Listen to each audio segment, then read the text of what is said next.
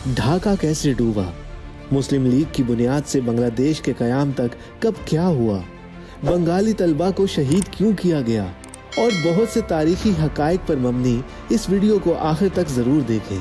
फोक पाकिस्तान के नाजरीन, जब अंग्रेज बरे सगीर पर वार हुए तो सबसे पहले बंगाल से ही मुजाहिमत की चिंगारियां बुलंद हुईं और ये मुजाहिमत बरे सगीर के किसी भी दूसरे हिस्से की निस्बत सबसे ज़्यादा थी। 1757 में नवाब सिराजुद्दौला और ईस्ट इंडिया कंपनी की खूनरेज जंग हुई। हैदर अली और इनके फर्जंद टीपू सुल्तान ने अंग्रेज को बंगाल की सरजमीन पर खूब घसीटा और फिर 20वीं सदी के इब्तदा में बंगाल ने दोबारा मुजाहिमत का परचम सर बुलंद किया।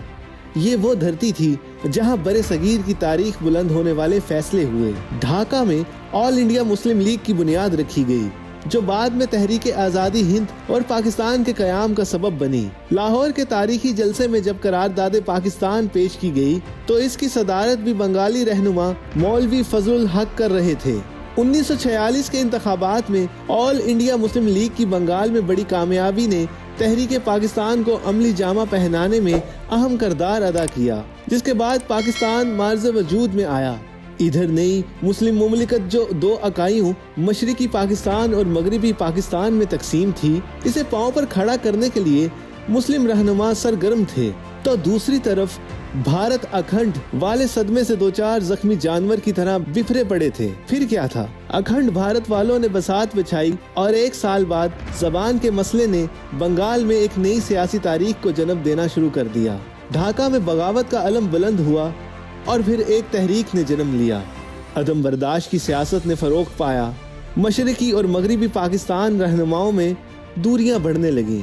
गोलियां चली, ढाका के तुलबा शहीद हुए और फिर ढाका में मुजाहमत का निशान शहीद मीनार बनाया, जो रोज बंगालियों को एक ऐसे जालिम की याद ताज़ा करवाता जो किसी भी मजहब मुआशरे में नाकाबिले बर्दाश्त जुर्म है। बंगालियों की फौज और ब्यूरोक्रेसी में कम नुमाइंदगी पर भी एहतजाज हुए।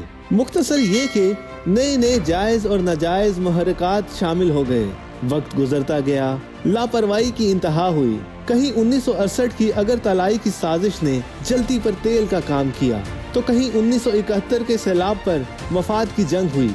मगरबी पाकिस्तान के रहनुमाओं की बेरुखी और मशरिकी पाकिस्तान में भारतीय मुदाखलत ने हालात को संगीन बना दिया। अगर यूं कहा जाए कि तारीख में स्याह बाब रकम करने के लिए दोनों अतराफ से तारीखी गलतियां हुई तो कुछ गलत ना होगा। मुजीबुर रहमान के 6 नकात को खून से धोने की कोशिश की गई तो सियासत नहीं, कुव्वत का नारा बुलंद हुआ।